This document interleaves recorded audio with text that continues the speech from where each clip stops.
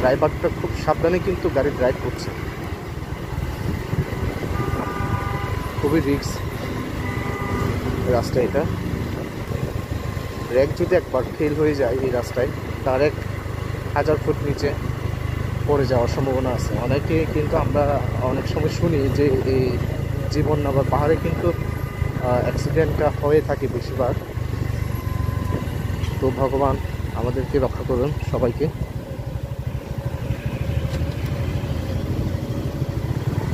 আসলে আমরা নিচের নামার সাথে সাথে কিন্তু প্রচুর কুয়াশা পাচ্ছি।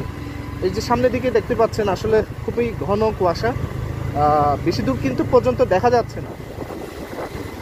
পাহাড় মানেই খুবই মনোরম একটি দৃশ্য, মনোরম একটি প্রাকৃতিক পরিবেশ। খুবই ভালো লাগে পাহাড়ে আসলে। পাহাড়ে আসলে এই ধরনের আমরা মেঘের সংস্পর্শে পাই অনেক সময়, আর শীতকালে তো কুয়াশা ভরাই থাকে।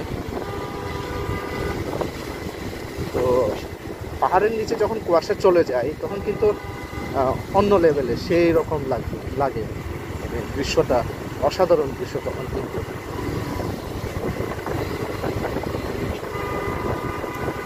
রজতদা কি ওইভাবে মেঘের পাহাড়ের নিচে মেঘ দেখেছেন নাকি কোনোদিন? হ্যাঁ, আগে কখনো দেখেছেন? আজকেই প্রথম নাকি? তো গঞ্জকদা আমার পিছনে যে ভদ্রলোক বসে আছে, আসলে উনি হচ্ছে থানচিতে আজকেই প্রথমবার যাচ্ছে। তো আমি গতকাল তাকে ডাকছিলাম যে চলেন থানচি যাই, এমনিতে একা একা যাওয়া একটু রিস্ক আছে। তো আমি অফিস কাজে যাচ্ছি, তো আমি বললাম আপনিও চলেন আমার সাথে, যেহেতু আমার হয়তো 50-50 দেরি হতে পারে।